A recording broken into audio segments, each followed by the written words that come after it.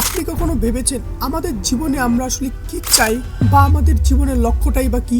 আমাদের স্কুল শেষ, কলেজ শেষ এবং চাকরি শুরু, কিন্তু হঠাৎ একদিন মনে হয় আমি কি সত্যি আমার নিজের জীবনের জন্য বেঁচেছি? একটি ভয়ঙ্কর সত্য হলো 80% মানুষই জীবনে কোনো পরিষ্কার লক্ষ্য ছাড়াই বাঁচে। কিন্তু আজকের ভিডিওতে আমরা শিখব আপনি কিভাবে বুঝবেন আপনার জীবনের লক্ষ্য কি হতে পারে।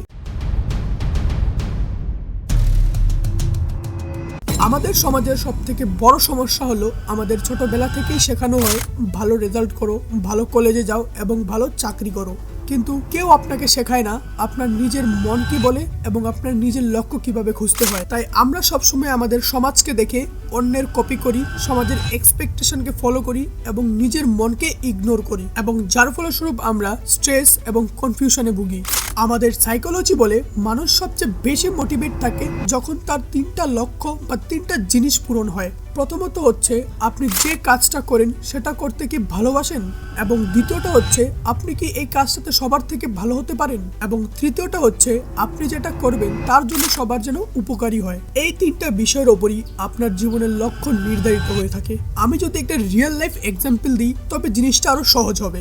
ধরুন আপনি কথা বলতে ভালোবাসেন, জটিল বিষয় সহজ করে বোঝাতে পারেন এবং মানুষকে সচেতন করতে চান, তবে আপনার জীবনের লক্ষ্য হতে পারে teacher, content creator, journalist and educator. তবে লক্ষ্য মানে শুধু বড় চাকরি নয়, লক্ষ্য মানে অর্থপূর্ণ জীবন। আমরা জানি কোনো কিছুর জন্ম হলে তার মৃত্যু নিশ্চিত, সুতরাং মানুষ জন্ম নিয়েছে তাদেরও মৃত্যু নিশ্চিত। কিন্তু আমরা জীবনে যত বছরই বাঁচি না কেন আমাদের জীবনে একটা লক্ষ্য থাকা উচিত।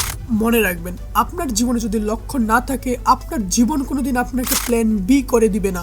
আপনি যদি লক্ষ্য না খুঁজেন আগামী 10 বছর পর আপনি নিজেকে প্রশ্ন করবেন আমি তখন কি করেছিলাম, এবং যার ফল আপনাকে সারা জীবন ভোগ করতে হবে।